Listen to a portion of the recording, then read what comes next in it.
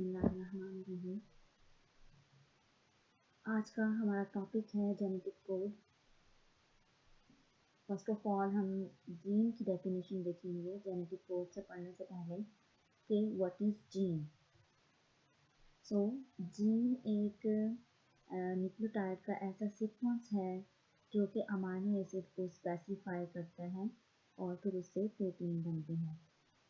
Simple इसकी definition क्या होगी? A sequence of nucleotide that specifies amino acids in a polypeptide chain। उसके बाद हम देखेंगे जेनेटिक कोड, और ये जो जीन है वो डीएनए पे भी मौजूद हो सकती है और आरएनए पे भी।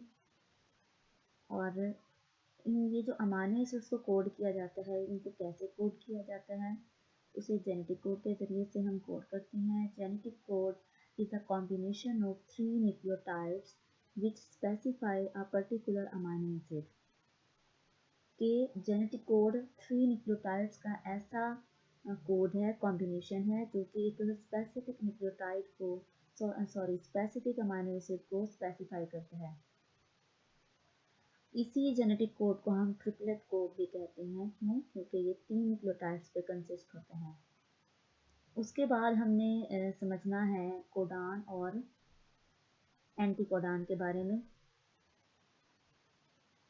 अब ये याद रखना यहाँ पे ज़रूरी है कि जो कोडान है वो मैसेंजर आरएनए के ऊपर पाया जाता है और जो एंटीकोडान है वो ट्रांसफर आरएनए के ऊपर पाया जाता है। There are 3 nucleotides in a codon.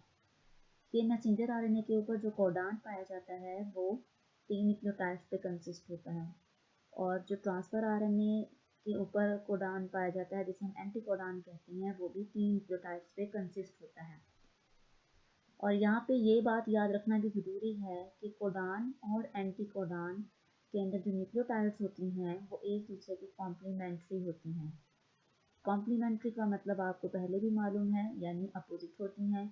मिसाल के तौर पे अगर मैसेंजर आरएनए के ऊपर जो कोड है वो AUG है, तो जो एंटीकोडान होगा यानी ट्रांसफर आरएनए के साथ जब इसकी अटैचमेंट होगी तो ट्रांसफर आरएनए पे जो एंटीकोडान होगा उसमें कौन सी न्यूक्लियोटाइड्स होंगी? AUG के बिल्कुल अपोजिट बेसिस होंगी। यानी ए की जगह पे क्या आएगा? यूरासिल, क्योंकि आरएनए के अंदर यूरासिल होता है थाइमीन की जगह पे। तो ए की के साथ बॉन्डिंग किसकी होगी? यूरासिल की। यू के साथ ए की आ जाएगी, एडेनिन की, और जी के सामने क्या आ जाएगा? साइटोसिन आ जाएगा। तो क्या हुआ कि अगर मैसेंजर आरएनए पर कोडान AUG है तो ट्रांसफर आरएनए पर क्या होगा? UAC होगा। समझ आ गई बात? अब हमने ये भी समझना है यहाँ पर कि जो कोडान है वो सिर्फ हमेशा 3 न्यूक्लियोटाइड्स का ही क्यों होता है? 2 न्यूक्लियोटाइड्स का भी तो हो सकता था, 4 न्यूक्लियोटाइड्स का भी तो कोड हो सकता था, 3 का ही क्यों है? ये हमने समझना है। और यहाँ पर उससे पहले समझना ये ज़रूरी है कि नेचर में 20 डिफरेंट टाइप के अमाइनो एसिड्स पाए जाते हैं, और जो हमारे पास कोडान मौजूद हैं वो 64 हैं। तो यहाँ पे ये भी सवाल पैदा होता है कि 20 अमाइनो एसिड्स के लिए तो 20 कोडान ही होने चाहिए थे, 64 तो बहुत ज़्यादा हैं, तो ये 64 कैसे हैं? और हमने यहाँ पे ये भी समझना है कि 2 न्यूक्लियोटाइड्स या 4 न्यूक्लियोटाइड्स का कोडान क्यों नहीं है। यहाँ लिखा हुआ है because a 2 nucleotide codon would not yield enough combinations to code for the 20 amino acids that commonly occur। कि अगर 2 न्यूक्लियोटाइड्स का एक कॉम्बिनेशन हम बनाते तो वो इतने हमें अमाइनो एसिड्स के लिए कोडान प्रोवाइड ना करते कि वो उससे 20 अमाइनो एसिड्स हम कोड कर पाते। और इसी तरह अगर हमारे पास 4 न्यूक्लियोटाइड्स की अगर एक हम कोडान बनाते तो वो टोटल कितनी बनाता? हमें 16 कॉम्बिनेशन से प्रोवाइड करता। ये देखिए ना, 4 का अगर हम यहाँ पर स्क्वायर लें तो 16 कॉम्बिनेशन हमें सिर्फ मिलते न्यूक्लियोटाइड्स के, और वो इनफ नहीं है 20 अमाइनो एसिड्स को कोड करने के लिए।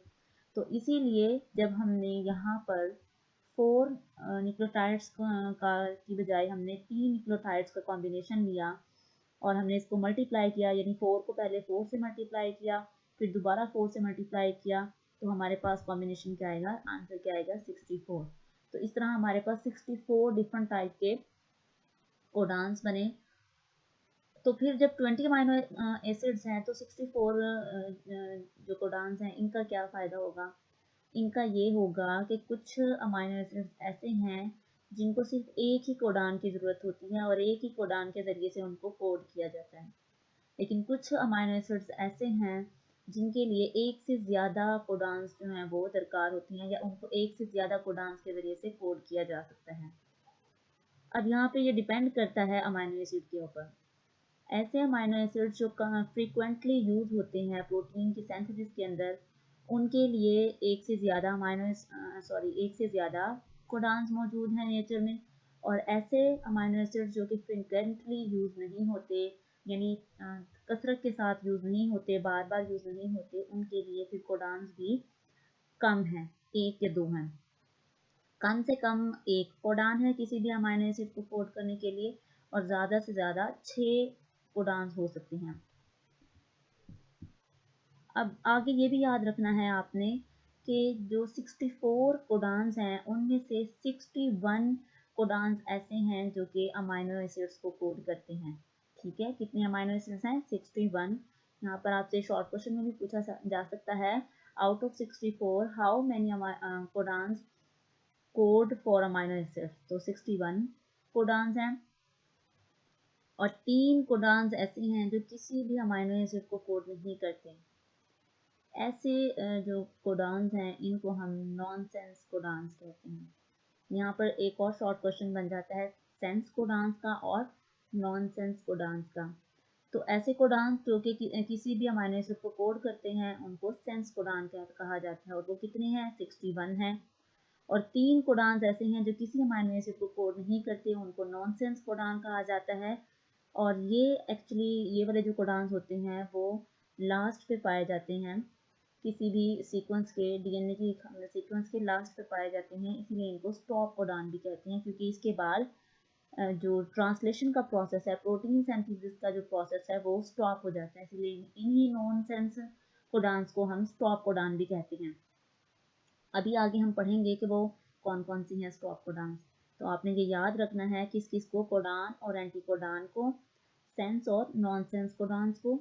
नॉनसेंस कोडान्स वो हैं जो किसी अमाइनो एसिड को कोड नहीं करते, और सेंस कोडान्स वो हैं जो अमाइनो एसिड को कोड करते हैं। आगे चलते हैं। The genetic code is a triplet code and the reading occurs continuously without punctuation between the 3 nucleotides. यानी AUG, इसके दरमियान कोई पंक्चुएशन नहीं होगी, कोई कोमा वगैरह नहीं होगा, इसको कंटिन्यूसली पढ़ा जाता है। आगे कुछ हिस्ट्री बताई गई है कि इसकी डिस्कवरी कैसे हुई और ये बनाया कैसे गया। क्रिक मॉडल की बाद, जब क्रिक्स ने इनिशियल एक्सपेरिमेंट की, उसके बाद 3 साइंटिस्ट थे, Marshall Nirenberg, Philip Leder and Hargobind Khorana. इन्होंने ये तमाम के तमाम 64 कोडान्स थे, इनको टेस्ट किया। कैसे टेस्ट किया कि उन्होंने एक आर्टिफिशियल मैसेंजर आरएनए बनाया और उसके अंदर जो ट्रिपलेट कोडान थे उनको यूज़ किया, ये 64 कोडान्स को यूज़ किया इसमें, और एक प्रोटीन बनाई, या कह लें अमाइनो एसिड ट्रांसफर आरएनए बनाया, कॉम्प्लेक्स बनाया सेल फ्री सिस्टम के अंदर। उसके बाद है 60 की दहाई तक ये जो जेनेटिक कोड था वो डिटर्मिनल था, यानी उस पर जांच पड़ताल की जा रही थी। आउट ऑफ 64 कोडान्स, 3 कोडान्स, अब ये वही बात आ रही है स्टॉप कोडान्स की, UAA, UAG and UGA do not code for any amino acid and hence are known as nonsense codons. तो ये स्टॉप कोडान की भी डेफिनेशन है और नॉनसेंस कोडान की भी डेफिनेशन है। These codons are usually present at the end of the gene and hence are also called stop codon. Every gene starts with initiation codon AUG। अब यहाँ पर एक और शॉर्ट क्वेश्चन बनता है स्टार्ट कोडान का। हमने अभी बात की नॉनसेंस कोडान की और स्टॉप कोडान की, ये भी क्वेश्चन आपसे पूछा जा सकता है, व्हाट इज स्टार्ट कोडान? तो AUG स्टार्ट कोडान कहलाता है, और स्टार्ट कोडान का मतलब है जो कि ट्रांसलेशन के प्रोसेस को स्टार्ट करता है या प्रोटीन के प्रोसेस के को स्टार्ट करता है। और ये AUG जो कोडान है ये इनकोड करता है अमाइनो एसिड मेथियोनिन को। यहाँ पे आपके सामने पूरा एक टेबल दिया गया है, यहाँ पर बताया गया आपको फर्स्ट लेटर, सेकंड लेटर, ये चारों जो दिखाए गए हैं सेकंड लेटर है और ये थर्ड लेटर है।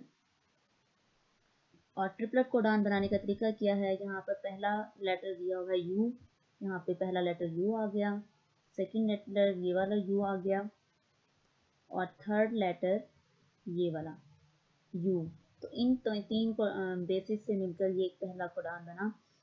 फिर दूसरा कैसे बनेगा, ये you, this one and this one, इस तरह चलता जाएगा।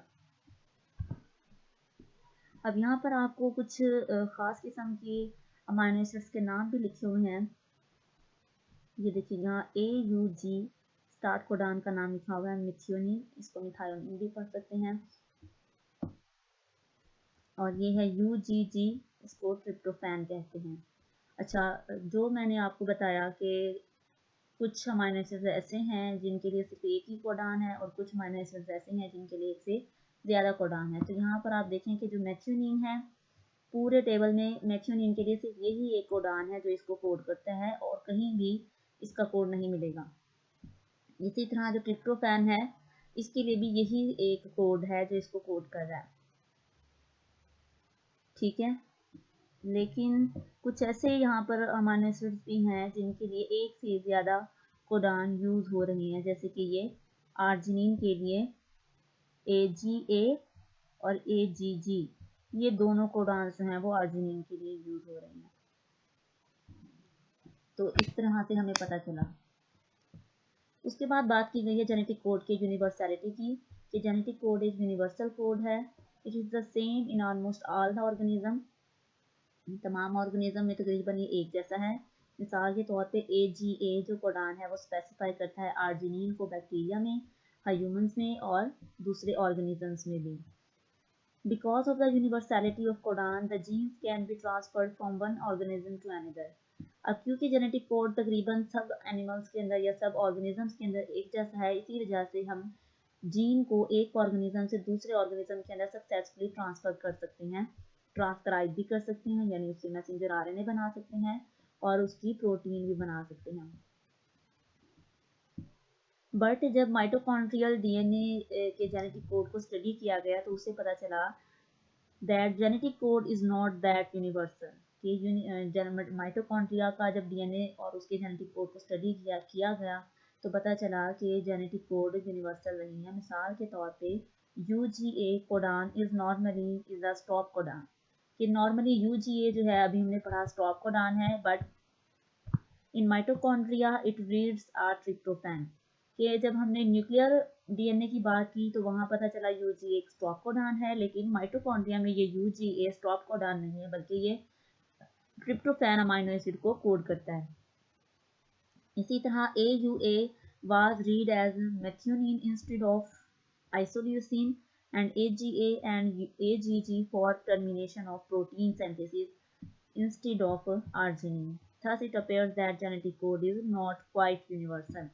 तो इन कुछ एग्जाम्पल से पता चला कि जो जेनेटिक कोड है वो यूनिवर्सल नहीं है। ये भी आपसे क्वेश्चन पूछा जा सकता है, शॉर्ट क्वेश्चन पूछा जा सकता है कि why genetic code is not universal. तो इसके लिए आप ये वाली एग्जांपल देंगे कि माइटोकॉन्ड्रियल DNA की स्टडी से पता चलता है कि जेनेटिक कोड यूनिवर्सल नहीं है, क्योंकि कुछ एग्जांपल ऐसी हैं जिनको स्टॉप कोडान हम कहते हैं न्यूक्लियर DNA में, लेकिन माइटोकॉन्ड्रिया में वो ट्रिप्टोफैन को कोड कर रहा है। इसी तरह AUA है वो मेथियोनिन को करता है कोड, लेकिन इसकी बजाय वो माइटोकॉन्ड्रिया में वो आइसोल्यूसिन को कर रहा है। होप सो आपको ये टॉपिक आज का समझ आ गया होगा। इसको पढ़ें, रीड करें, जो क्वेश्चंस मैंने बताए हैं उनको अंडरलाइन करें और अपना फीडबैक दें कि आपको समझ आया या नहीं आया। अल्लाह हाफ़िज़।